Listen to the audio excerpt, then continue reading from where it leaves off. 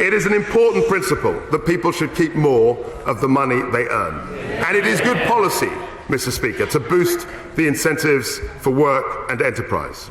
Yesterday, we introduced a bill that means the health and social care levy will not begin next year. It will be cancelled.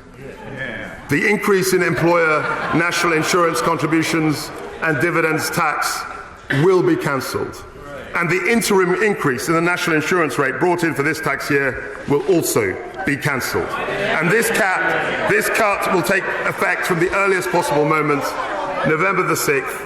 Reversing the levy delivers a tax cut for 28 million people, Mr. Speaker, worth on average £330 every year.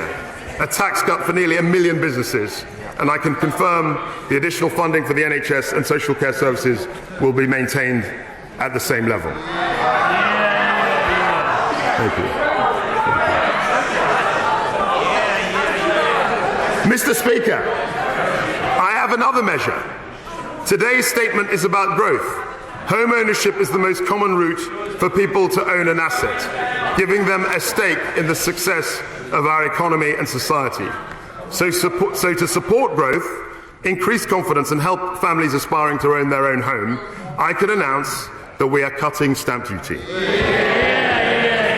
In the current system, there is no stamp duty to pay on the first £125,000 of a property's value. We are doubling that to £250,000. First-time buyers currently pay no stamp duty on the first £300,000. We're increasing that threshold as well to £425,000.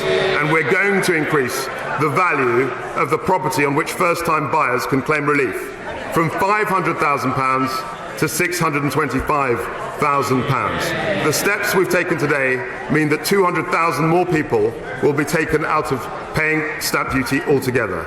This is a permanent cut, Mr. Speaker, to stamp duty effective from today. I have another measure, Mr. Speaker. I have another measure. High tax rates damage Britain's competitiveness. They reduce the incentive to work, to invest and to start a business. And the higher the tax, the more ways people seek to avoid them, or work elsewhere, or simply work less, rather than putting their time and effort to more creative and productive ends. Take the additional rate of income tax. At 45%, it is currently higher than the headline top rate in G7 countries like the US and Italy. And it is even higher than social democracies like Norway. But I'm not going to cut the additional rate of tax today, Mr. Speaker. I'm going to abolish it altogether.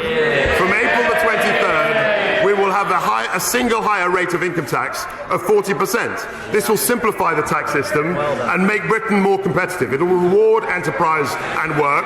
It will incentivize growth. It will benefit the whole economy and the whole country. And Mr. Speaker,